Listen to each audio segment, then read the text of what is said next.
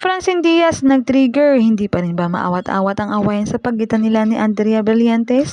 Matagal na ang issue sa kanilang dalawa pero hanggang ngayon ay hindi pa rin nakakapag-move on ng dalawa.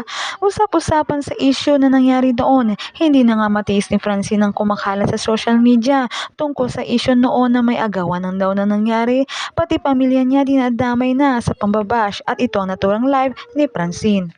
Si Seth doon para humingi ng tawad. He invited Blythe, pero hindi siya sumama.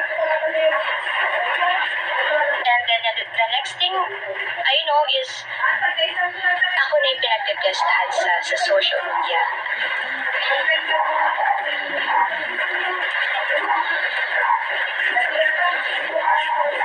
Alam niya, nahihingi ng sorry si Seth. And yet, ganun yung ginawa niya.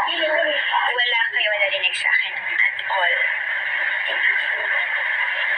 Nanahimik ako, not because tama lahat ng sinasabi niyo sa akin, nila.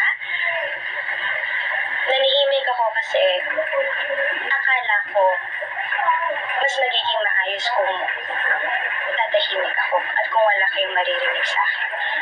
Ayokong tumagdag pa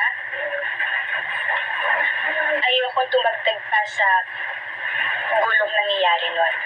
Pero kasi na-realize ko na the more na nananahimik ako, parang mas lalo lang lumalala. Mas lalo lang lumalala yung nangyayari. And I think it's time na rin naman kasi for me to speak up. And I know na ang dami nagsasabi dyan sa inyo na tuwag ako, gusto ko lang matawag na unbothered queen. No. Hindi ako nanahimik because gusto ko matawag na gano'n. Nanahimik ako kasi ayokong tumagdag sa gulo pa na nangyayari noon. Hanggang ngayon, tagal ko nanahimik. Alam niyo yan, hindi ako mapagpatol.